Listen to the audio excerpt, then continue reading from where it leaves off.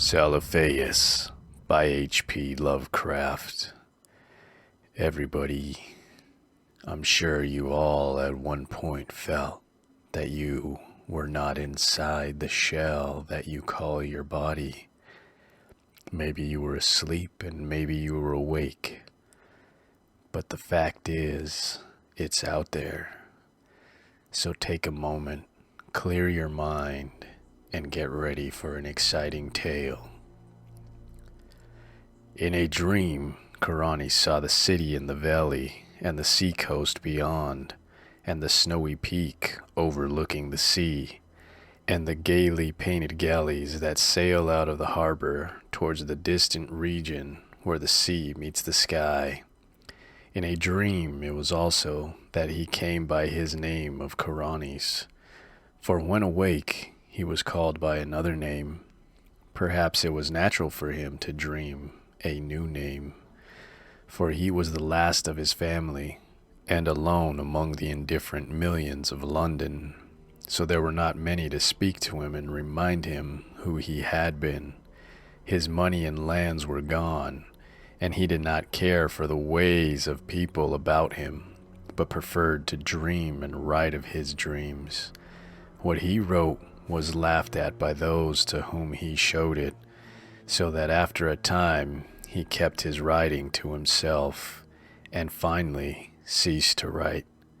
The more he withdrew from the world about him, the more wonderful became his dreams, and it would have been quite futile to try to describe them on paper. Karanis was not modern, and did not think like others who wrote, whilst they strove to strip from life its embroidered robes of myth, and to show in naked ugliness the foul things that is reality. Karani sought for beauty alone. When truth and experience failed to reveal it, he sought it in fancy and illusion, and found it on his very doorstep, amid the nebulous memories of childhood tales and dreams. There are not many persons who know what wonders are open to them in stories and visions of their youth. For when, as children, we listen and dream, we think but half-formed thoughts, and when as men we try to remember, we are dulled and prosaic with the poison of life. But some of us awake in the night with strange phantasms of enchanted hills and gardens,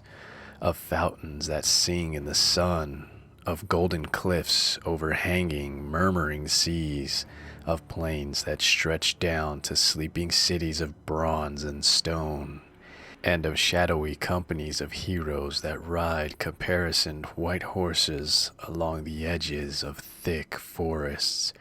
And then we know that we have looked back through the ivory gates into that world of wonder which was ours before we were wise and unhappy. Karanis came very suddenly upon his old world of childhood. He had been dreaming of the house where he was born, the great stone house covered with ivy, where 13 generations of his ancestors had lived, and where he had hoped to die. It was moonlight, and he had stolen out into the fragrant summer night, through the gardens, down the terraces, past the great oaks of the park, and along the long white road to the village. The village seemed very old, eaten away at the edge like the moon which had commenced to wane, and Karanis wondered whether the peaked roofs of the small houses hid sleep or death. In the streets were spears of long grass, and the window panes on either side were either broken or fimily staring. Karanis had not lingered, but had plodded on as though summoned towards some goal. He dared not disobey the summons, for fear it might prove an illusion like the urges and aspirations of waking life, which do not lead to any goal. Then he had been drawn down a lane that led off from the village street toward the Channel cliffs, and had come to the end of things.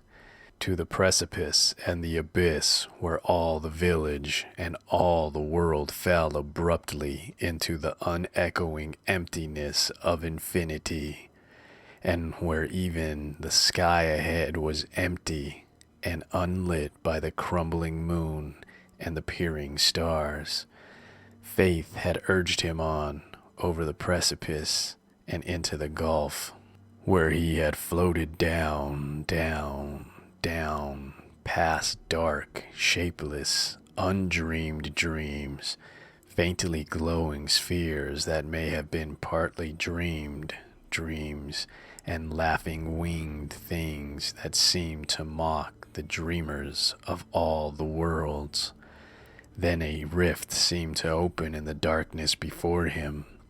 and he saw the city of the valley, glistening radiantly far, far below, with a background of sea and sky, and a snow-capped mountain near the shore.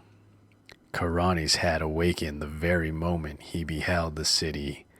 yet he knew from his brief glance that it was none other than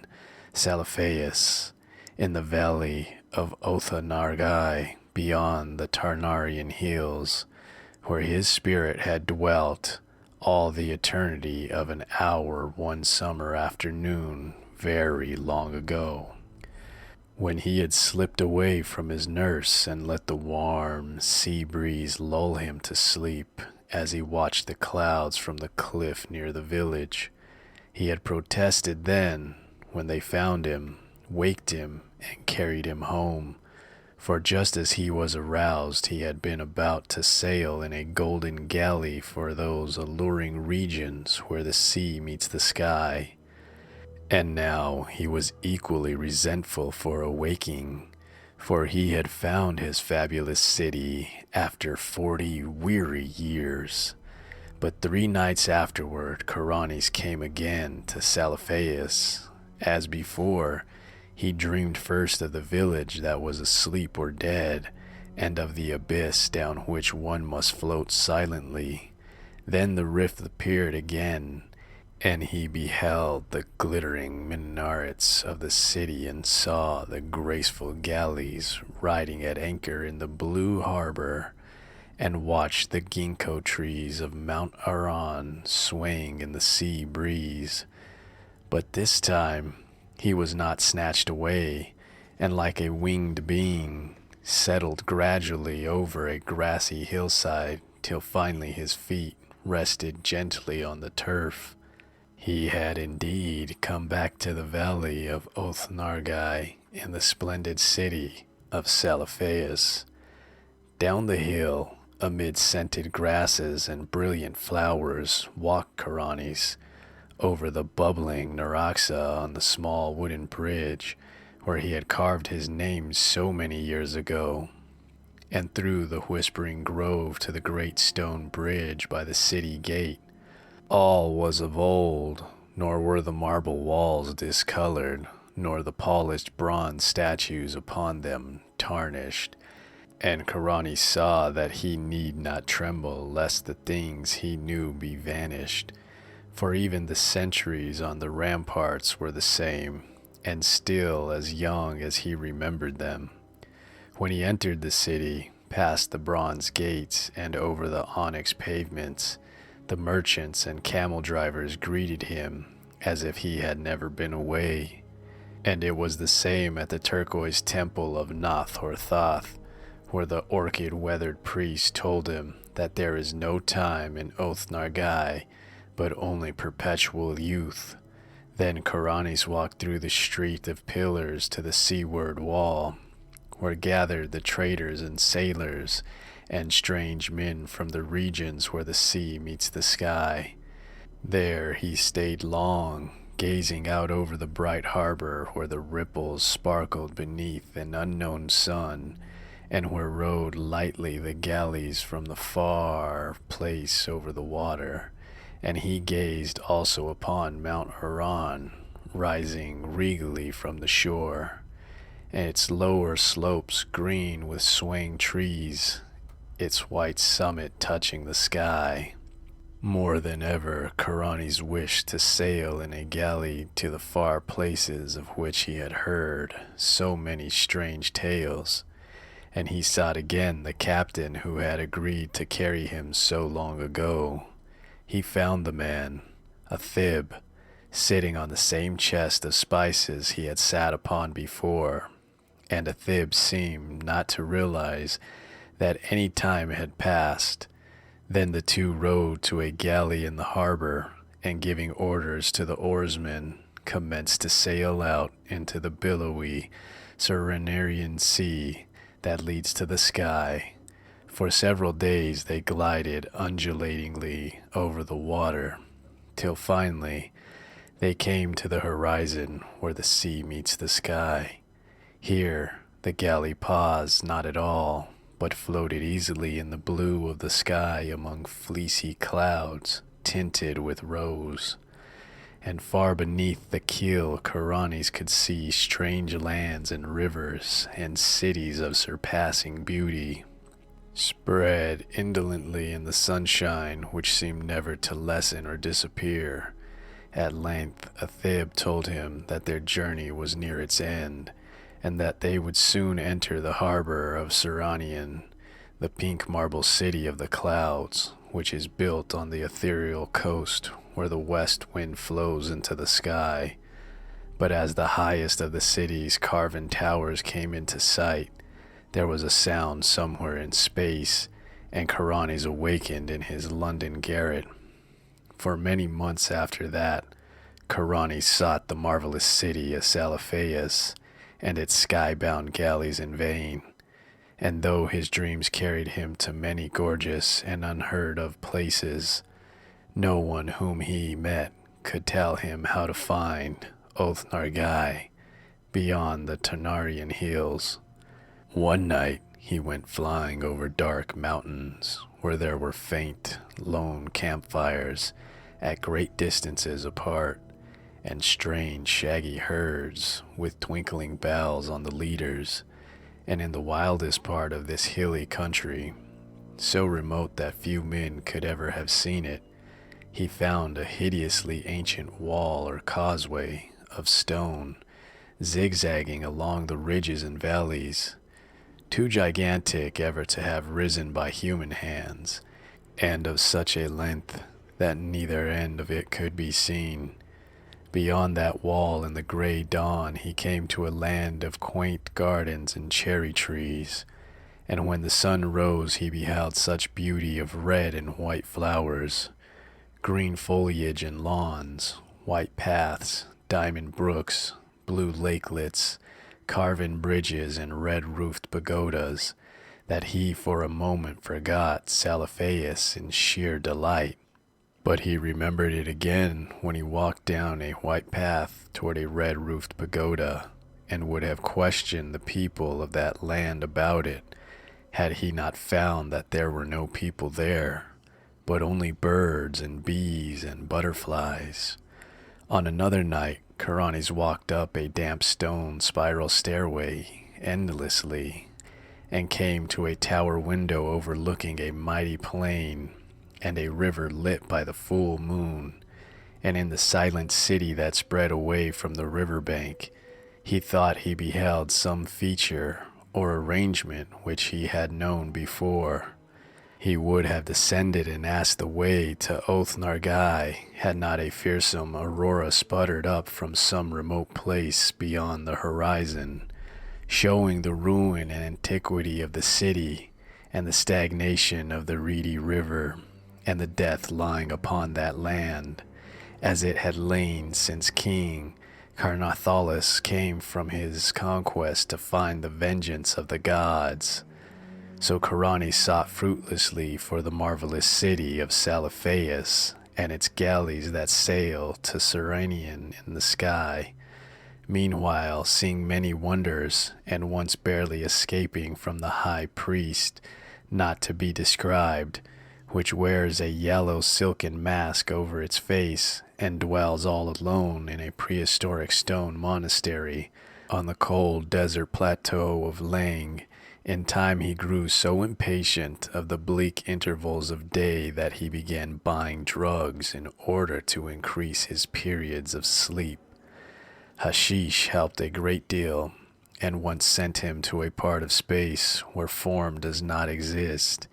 but where glowing gases study the secrets of existence, and a violet-colored gas told him that this part of space was outside what he called infinity. The gas had not heard of planes and organisms before,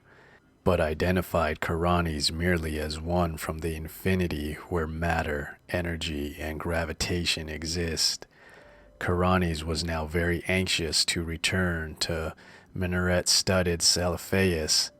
and increased his dosage of drugs, but eventually he had no more money left and could buy no drugs. Then one summer day he was turned out of his garret and wandered aimlessly through the streets, drifting over a bridge to a place where the houses grew thinner and thinner, and it was there that fulfillment came, and he met the cortege of knights come from Celephais to bear him thither forever. Handsome knights they were, astride roan horses and clad in shining armor, with tabards of cloth of gold, curiously emblazoned. So numerous were they that Karanis almost mistook them for an army, but their leader told him they were sent in his honor, since it was he who had created Oath Nargai in his dreams, on which account he was now to be appointed its chief god for evermore. Then they gave Karanis a horse, and placed him at the head of the cavalcade, and all rode majestically through the downs of Surrey and onward towards the region where Karanis and his ancestors were born. It was very strange, but as the riders went on they seemed to gallop back through time, for whenever they passed through a village in the twilight, they saw only such houses and villagers as Chaucer or men before him might have seen, and sometimes they saw knights on horseback with small companies of retainers. When it grew dark, they traveled more swiftly, till soon they were flying uncannily as if in the air. In the dim dawn they came upon the village which Karanis had seen alive in his childhood, and asleep or dead in his dreams. It was alive now, and early villagers curtsied as the horsemen clattered down the street and turned off into the lane that ends in the abyss of dream. Karanis had previously entered that abyss only at night, and wondered what it would look like by day, so he watched anxiously as the column approached its brink. Just as they galloped up the rising ground to the precipice, a golden glare came somewhere out of the east, and hid all the landscape in its engulfed draperies. The abyss was now a seething chaos of roseate and cerulean splendor, and invisible voices sang exultantly as the knightly entourage plunged over the edge and floated gracefully down past glittering clouds and silvery coruscations. Endlessly down the horsemen floated, their chargers pawning the ether as of galloping over golden sands, and then the luminous vapor spread apart to reveal a greater brightness, the brightness of the city, Celephais, and the sea coast beyond, and the snowy peak overlooking the sea, and the gaily painted galleys that sail out of the harbor toward distant regions where the sea meets the sky. And Karanis reigned thereafter over Uth Nargai and all the neighboring regions of Dream, and held his court alternatively in Celephais and in the cloud-fashioned Serenian. He reigns there still, and will reign there happily forever, though below the cliffs at Innsmouth the channel tides played mockingly with the body of a tramp who had stumbled through the half-deserted village at dawn,